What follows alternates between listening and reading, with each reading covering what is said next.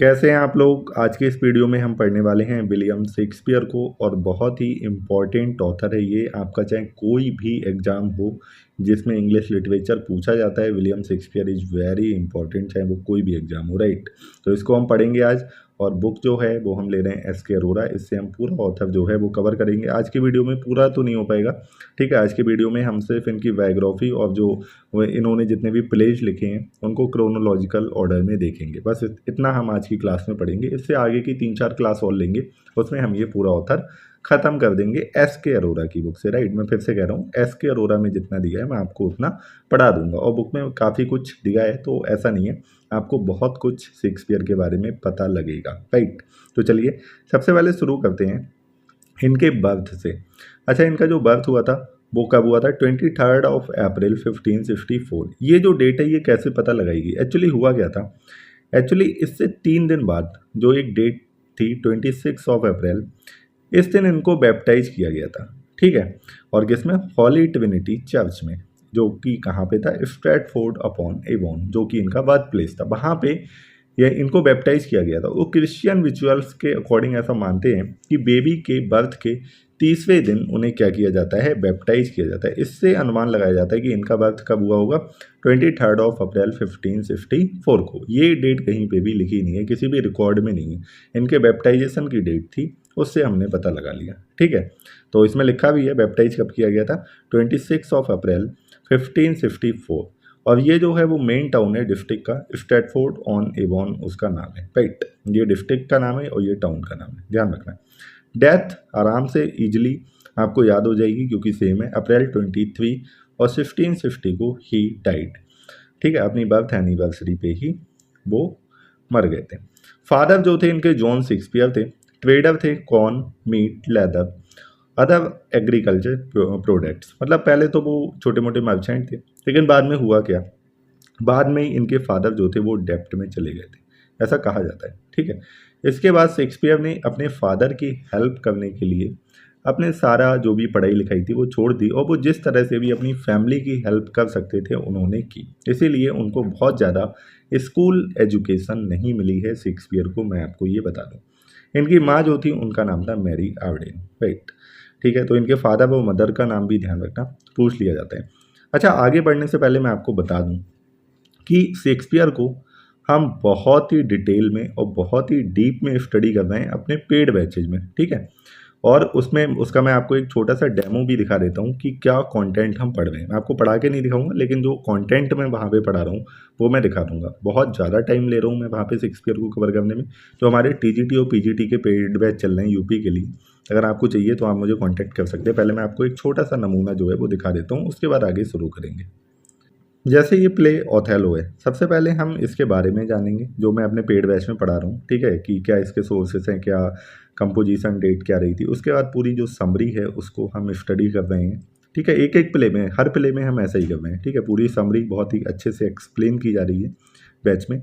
और इसके बाद जो है वो हम देखते हैं करेक्टर लिस्ट। एक एक करेक्टर को एक्सप्लेन किया गया है, चाहे वो मेजर हो माइनर हो, ताकि कोई भी करेक्टर आपका छूटे ना। उसके बाद इंपॉर्टेंट लाइंस, जितनी भी लाइंस प्ले में इंपॉर्टेंट है जो एग्जाम में पूछी जा सकती हैं, वो सारी ही हम पढ़ रहे हैं, उनको एक्सप्लेन भी कर रहा हूँ मैं।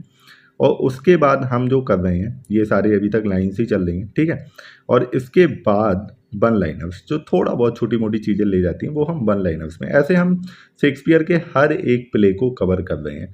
तो अगर आपको ये पेड बैच चाहिए तो आप इस व्हाट्सएप नंबर पे मुझे कांटेक्ट कर सकते हैं, ये मैं डिस्क्रिप्शन बॉक्स में भी डाल दूंगा।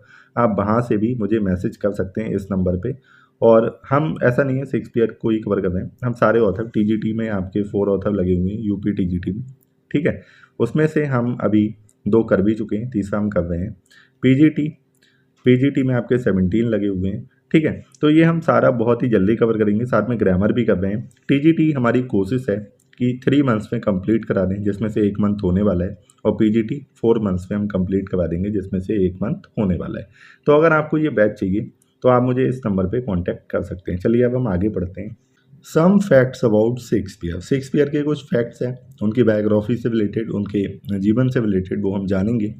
Many attempts have been made to investigate the life of Shakespeare and to discover from his work something of the man। ये देखो, काय व्हीलर ने कहा है, उनके स्टेटमेंट को हम पढ़ रहे हैं। But none of the countless keys to his character which have been discovered have proved convincing to any but the discoverers. And as they will not accept each other's conclusion, the mist around them appear impenetrable. हुआ क्या, ये wheeler यहाँ पे क्या कहना चाह रहे हैं कि शेक्सपियर की लाइफ के बारे में कुछ भी जो है वो ठीक ठीक पता नहीं चल पाया, और वो जिन लोगों ने ये चीज़ें ढूंढी भी वो दूसरों को कन्विंस नहीं कर पाए सिवाय खुद के, और ना ही वो एक दूसरे के कॉन्क्लूजन से एग्री कर रहे हैं। तो शेक्सपियर की लाइफ के बारे में हमें बहुत ज़्यादा चीज़ें नहीं पता है, जो भी कुछ पता है बहुत थोड़ा पता है। ठीक है, आगे देखते हैं। ऐसे ही ऑस्कर वाइल्ड ने भी यही लिखा है, what we do not know about Shakespeare is a most fascinating subject and one that would fill a volume. ठीक है, जो शेक्सपियर के बारे में हम नहीं जानते वो ज़्यादा फैसिनेटिंग चीज़ है। ठीक है, और उससे एक पूरा वॉल्यूम भर जाएगा। But what we do know about him is so meager and inadequate that when it is collected together the result is disappointing। जितना हम जानते हैं वो इतना थोड़ा है, इतना कम है। ठीक है, जब उसको इकट्ठा किया जाता है तो रिजल्ट कैसा है, बहुत ही ज़्यादा डिसअपॉइंटिंग है। कौन कहते हैं, ऑस्कर वाइल्ड कहते हैं, राइट। आगे देखते हैं। Shakespeare probably attended the grammar school eight Stratford. ऐसा कहा जाता है इनकी एजुकेशन जो हुई थी स्ट्रैटफोर्ड में ग्रामर स्कूल था, वहाँ पे हुई थी। There he learn small Latin and less Greek. ऐसा वैन जॉनसन कहते हैं। कौन कहते हैं, यहाँ पे शायद मेंशन ही है। वैन जॉनसन ने कहा था कि he learn small Latin and less Greek. इसका मतलब ये था कि उन्होंने बहुत ही कम एजुकेशन जो थी वो रिसीव की थी। In 1582 he was married to Anne Hathaway. इसका नाम ध्यान रखना, ये इनकी वाइफ थी। She was 8 years senior to him. ठीक है, यहाँ पे ग्रामर का टाइम भी ध्यान रखना, सीनियर के साथ 2 लगाते हैं, जूनियर के साथ भी 2 लगाते हैं, राइट। तो वो उनसे कितनी 8 साल बड़ी थी एज में। 1582 ये डेट ध्यान रखना, पूछ ली जाती है एग्जाम में। Shakespeare had the first child only after the 6 months of marriage. 6 महीने बाद ही उनका जो पहला चाइल्ड था वो हुआ। एल्डेस्ट डॉटर, क्या नाम था, सुजना। वॉज बैप्टाइज्ड ऑन 26 मई 1583। मतलब इनका जन्म कब हुआ होगा, 23। हालांकि ये इंपॉर्टेंट नहीं है, इसको आप मत ध्यान रखो, बस नाम ध्यान रखना है इसका। 2 years later the twins Hamnet and Judith were born. 2 साल बाद ट्विंस हुए, हेमनेट एंड जूडिथ, जिसमें हेमनेट मर गया था। Susanna was married to John Hall a physician and Judith to Thomas Quiney. ठीक है, इनकी शादी हो गई थी इन दोनों से। जो हस्बैंड था जूडिथ का वो जूनियर था उससे। The only son Hamnet died at the age of 11। 11 साल की उम्र में जो हेमनेट था वो मर गया था। ठीक है, देखते हैं, डेट भी दिया है यहाँ पे, अगस्त 11, 1596। अबाउट द ईयर 1587, ये भी ध्यान रखना, पूछा जाता है, बहुत इंपॉर्टेंट है। He left his family and went to London. अपनी फैमिली को छोड़ के कहाँ चले गए थे, लंदन चले गए थे, और वहाँ पे उन्होंने वर्वेज कंपनी ऑफ प्लेयर्स को ज्वाइन कर लिया था।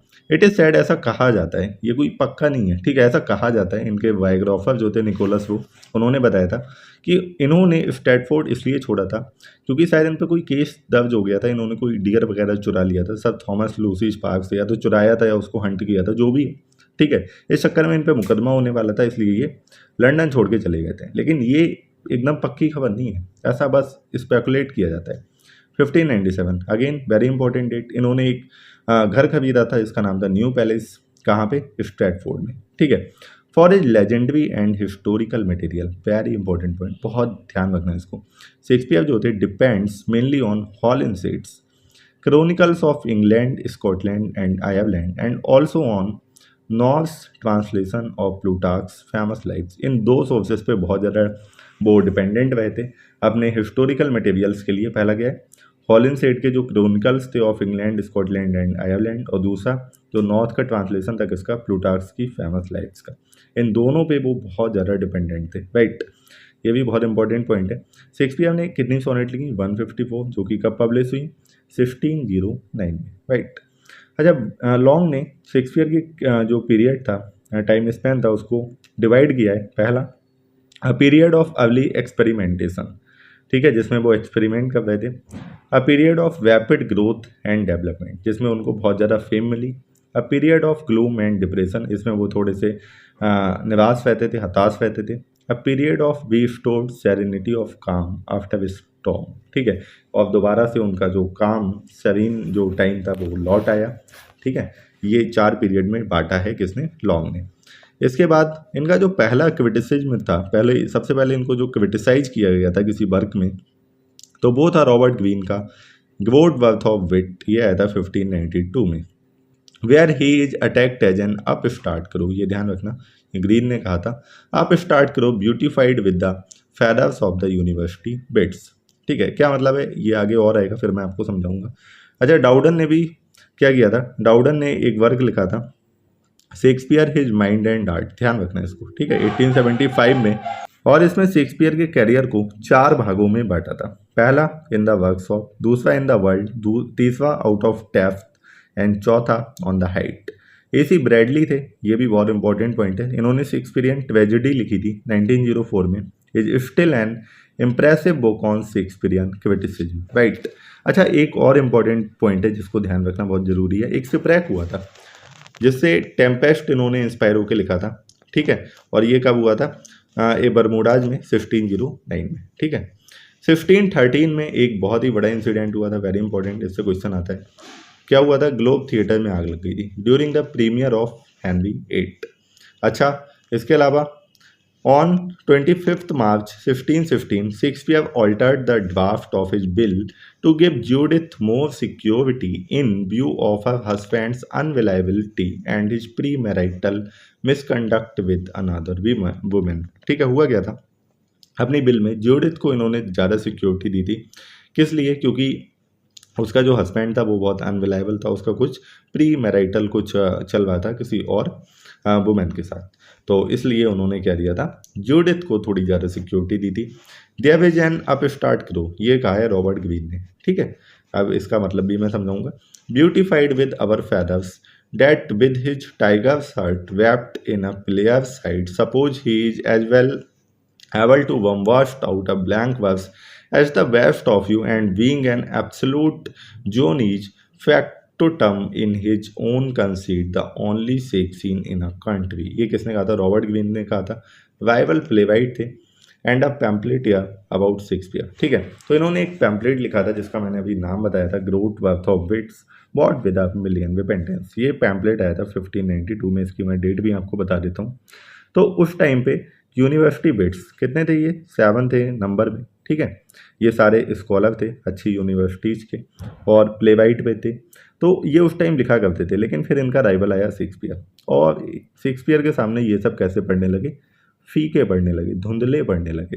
तो ऑब्वियसली जेलसी तो उस टाइम पीरियड में होती होगी, तो ये लोग जेलस हो गए उससे, ठीक है। लेकिन शेक्सपियर जो थे उन्होंने, ऐसा कहा जाता है, कभी कुछ अपना नहीं लिखा, बहुत सारा जो कंटेंट है, मटेरियल है, वो इधर उधर से लेके बोरो करके, ऐसा नहीं है बिल्कुल डिट्टो छाप दिया, कई सारे बिल्कुल एज इट इज ही छापे हैं, ठीक है। लेकिन जैसे एक प्ले है इनका एज यू लाइक इट, वो थॉमस लॉज का रोजलिंड है, बिल्कुल वैसा ही एकदम करेक्टर के नाम बदले और वैसा ही एकदम लिख दिया, ठीक है। तो शेक्सपियर ने बहुत सारा कंटेंट अपना इधर उधर से लिया, तो इसमें कोई डाउट नहीं है। तो रॉबर्ट ग्रीन ने इन पे आरोप लगाया कि ये कुछ नहीं है, यूनिवर्सिटी बिट्स है, उन्हीं का मटेरियल उठा के अपना कुछ जोड़ तोड़ के लिख देते थे। इनको प्लेगिरिस्ट भी कहे। प्लेगिरिस्ट कौन होता है, जो साहित्य की चोरी करता है। तो रॉबर्ट ग्रीन ने इन पे कुछ सीरियस एक्यूजेशंस लगाए थे उस टाइम पे, और काफ़ी हद तक वो सही भी थे, लेकिन ये आउट ऑफ जेलसी लगाए थे, ये जेलस थे किससे, शेक्सपियर से। और कब ये पैम्पलेट आया था, 1592 में। तो सोचो शेक्सपियर जो थे वो 1587 में तो वो लंदन आए थे, ठीक है, और 5 साल में ही वो इतने फेमस हो गए कि इतना बड़ा नाम था रॉबर्ट ग्रीन उस टाइम, वो इनको क्रिटिसाइज कर रहा है, इनके ऊपर एक पैम्पलेट लिख रहा है पूरा, ठीक है। तो सोचो शेक्सपियर ने कितनी फेम जो थी वो उस टाइम छोटे से टाइम पीरियड में अर्न कर दी थी। अब शेक्सपियर जो है उन्होंने डेडिकेट की थी अपनी नैरेटिव पोएम्स। देखो नैरेटिव लिखा है, ध्यान रखना, नैरेटिव पोएम क्या होती है मैं आपको पहले भी बता चुका हूँ, जिसमें कोई स्टोरी नरेट की जाती है, ठीक है, उसको बोलते हैं नैरेटिव पोएम, जिसमें कुछ ना कुछ नरेशन चल रहा होता है। तो वीनस एंड एडोनिस, ठीक है, ये कैसी थी, ये 6 लाइन स्टैंजा पोएम थी, ये भी मैं आपको बता दे रहा हूँ, बहुत सारी इन्फॉर्मेशन मैं आपको साथ में दे रहा हूँ। वीनस एंड एडोनिस 1593 में आई थी। द वेप ऑफ ल्यूक्रीस, ये 7 लाइन स्टैंजा थी, ध्यान रखना, ये पूछे जाते हैं एग्जाम में, ठीक है। ये किसको डेडिकेट की थी, हार्ल ऑफ साउथहैम्पटन को, हेनरी वाइटोजले जो था उसको डेडिकेट की थी, ये भी इंपॉर्टेंट क्वेश्चन है। 1594 में Shakespeare was the charter member of a theatrical company the Chamberlain's men. 1594 में इन्होंने ये चार्टर मेंबर बन गए थे इस कंपनी के, ड्रामा कंपनी के, और इसका नाम बदल के ये पूछा जाता है। चैम्बरलेन मैम जो मैन थे, इन्होंने अपना नाम बदल के क्या कर लिया था, द किंग्स मैन, कब, 1503 में।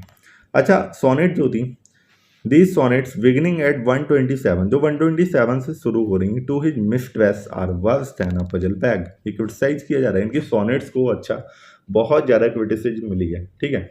दे are abominable, harsh, obscure and worthless, the others are for, आगे देखते हैं क्या लिखा है।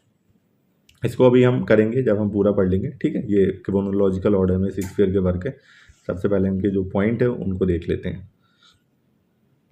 देखिए, the most part much better, have many fine lines and passages, they are also in many place warm with passion, they have cheap faults and heavy ones, they are sameness, tediousness, quaintness and elaborate obscurity. ये Wordsworth ने कहा है Shakespeare की sonnets के बारे में कि ज़्यादातर सोनेट उनके ऐसे हैं, थका हुए हैं, उबाऊ हुए हैं, इस तरह से बहुत ज़्यादा कुछ अच्छा है नहीं।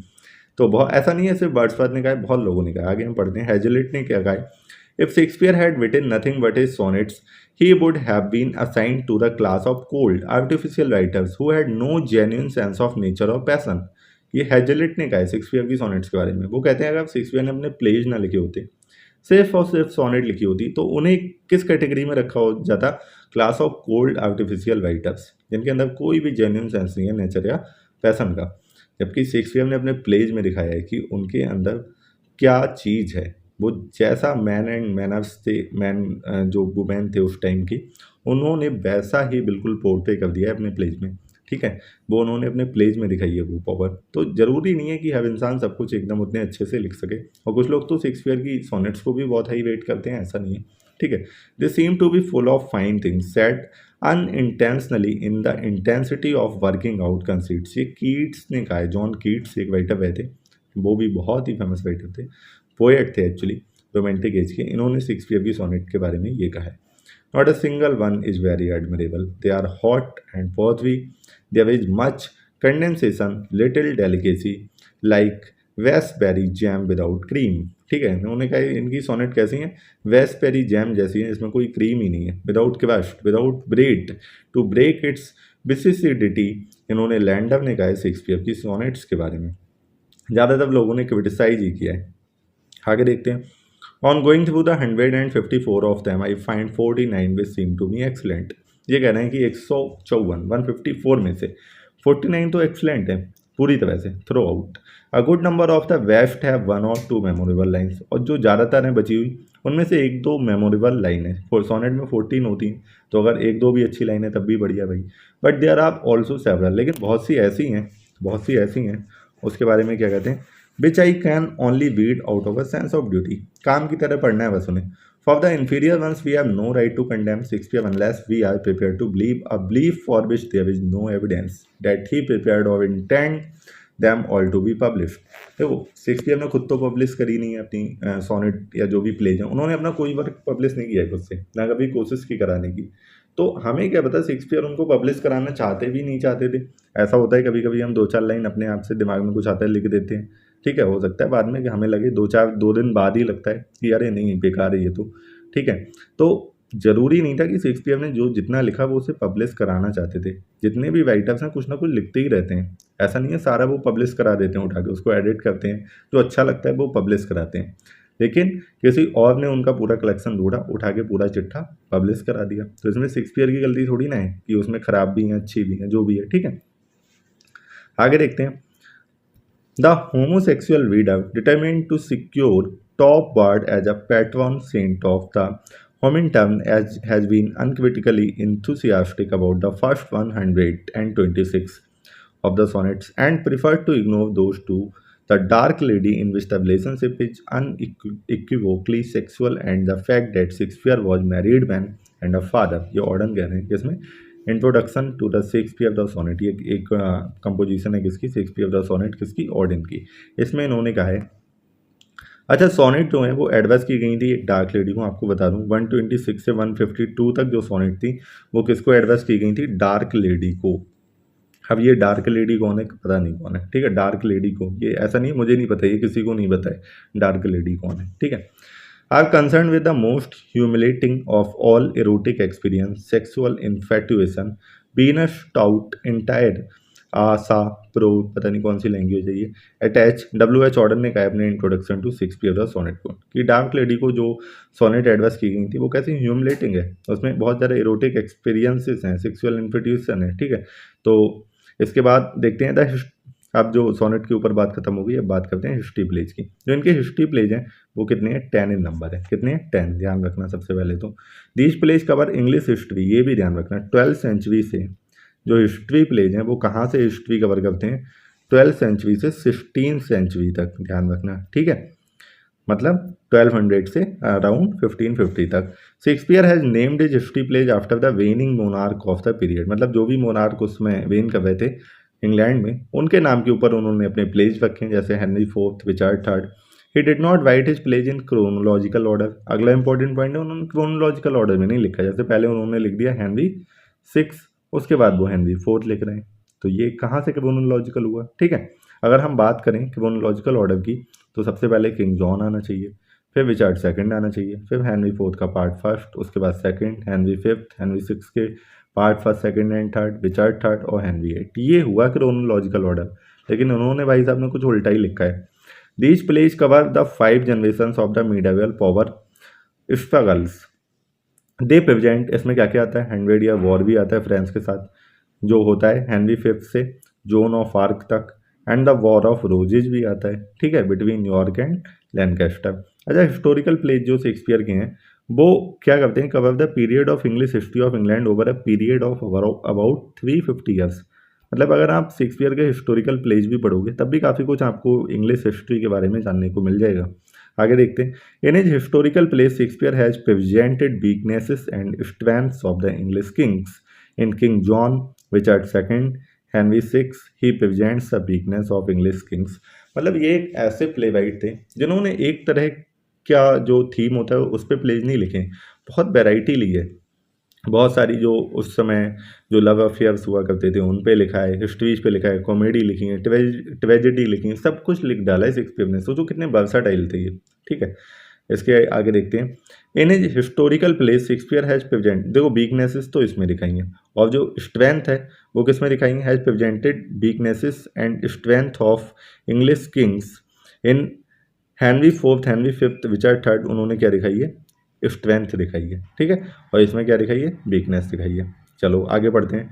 अब जो ये WH था इसकी आइडेंटिटी भी कैसी अनसर्टेन है। 1 से लेके 126 तक जो सोनेट थी वो किसको डेडिकेट की हैं, इस मिस्टर WH को, लेकिन ये था कौन भैया, चलो देखते हैं। Most person who write on the subject have felt it to project to hold that mister WH was simply a person who brought the poems into publisher's hand.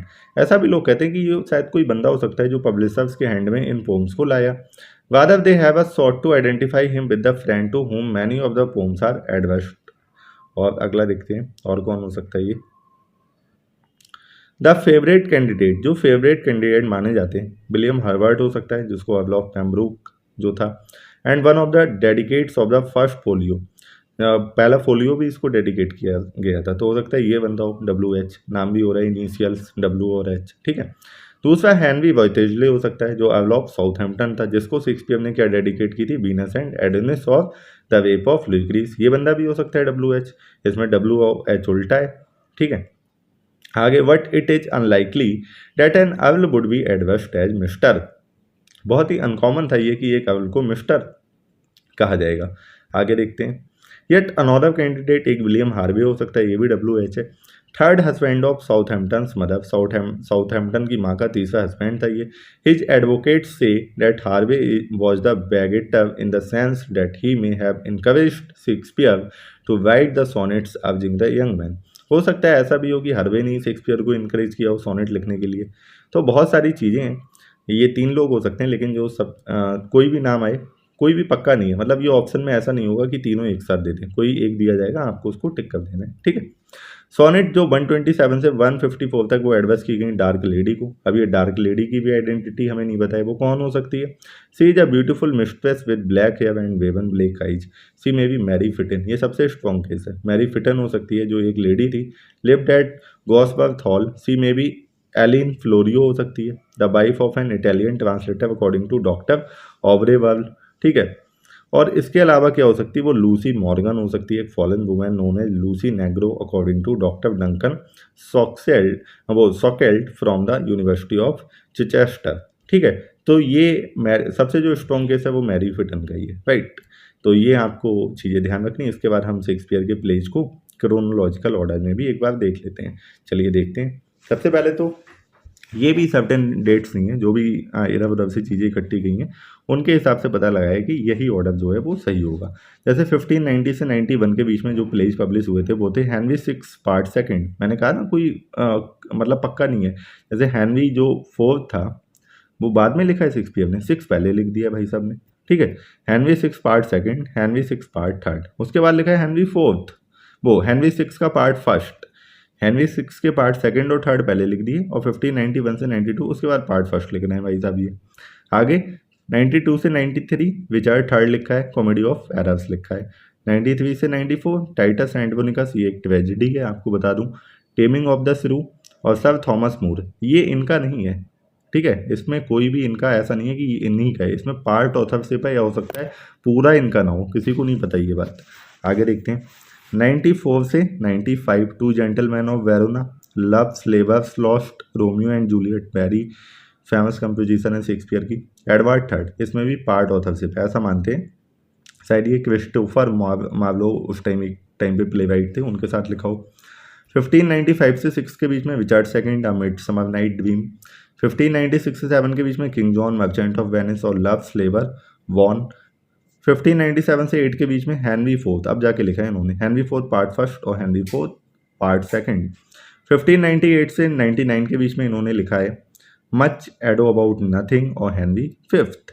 1599 से 1600 Julius Caesar as you like it और 1600 से 01 Hamlet और twelfth night. यहाँ पे इन्होंने अपनी पहली great tragedy लिखी, इसको ध्यान रखना। ठीक है, आगे देखते हैं 1501 से 02 के बीच में ट्वाइलस एंड क्रेसिडा, ये लिखी थी चौसर के, जो चौसर ने एक पोम लिखी थी ट्वाइलस एंड क्रेसिडा, उससे इंस्पायर होकर लिखा है।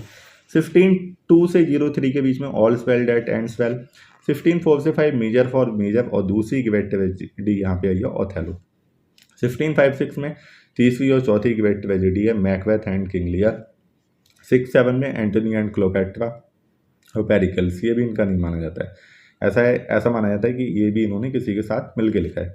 7 से 8 में कोरियोलॉनस, ये रोमन प्ले था। टाइमन ऑफ एथेंस। 9-10 में सिम्बलाइन लिखा है। 10-11 में द विंटर्स टेल और 11-12 में द टेम्पेस्ट। टेम्पेस्ट इनका आखिरी प्ले माना जाता है, लेकिन पता नहीं ये हेनरी VIII नीचे क्यों होता है ऑर्डर में। ठीक है, ऐसा माना जाता है हेनरी VIII भी पूरी तरह से इनका नहीं है। टू नोबल किंग्समैन भी पूरी तरह से इनका नहीं है, ये भी इनकी पार्ट ऑथरशिप है। तो ये तो थे इनके प्लेज। अब पोम्स की बात करते हैं। 1593 में वीनस एंड एडोनिस, बहुत इंपॉर्टेंट है। 94 में the rape of Lucrece, very important. 99 में the passionate pilgrim contains versions of some sonnets by Shakespeare. 1601 में the phoenix and the turtle, एक एंथोलॉजी है जिसको लव्स मार्टायर भी बोलते हैं, ध्यान रखना इसको। ठीक है, और 1609 में इनकी सोनेट्स जो थी वो पब्लिश हुई थी। तो ये थे पूरे शेक्सपियर के बायोग्राफिकल एलिमेंट्स और उनके जो वर्क्स इन क्रोनोलॉजिकल ऑर्डर। आगे की वीडियोज में हम इनकी जो एस.के. अरोरा में जो समराइज वे में इनके प्लेस दे रखे हैं उनको हम स्टडी करेंगे। चैनल को सब्सक्राइब कर दीजिए और फिर से बता रहा हूँ, अगर आपको पेड बैच चाहिए तो प्लीज़ आप मुझे मैसेज करिए व्हाट्सएप पे। ठीक है, या कमेंट सेक्शन में पूछने का कोई फ़ायदा नहीं है, व्हाट्सएप पे आप मुझे मैसेज करिए। नंबर जो है वो मैंने आपको बता दिया था, दोबारा बता देता हूँ 7060655629। ठीक है, इस पर आप मुझे मैसेज कर सकते हैं। डिस्क्रिप्शन बॉक्स में भी ये नंबर पड़ा हुआ है। तो चैनल को सब्सक्राइब करिए, वीडियो को लाइक करिए। चलिए मिलते हैं अगली वीडियो में।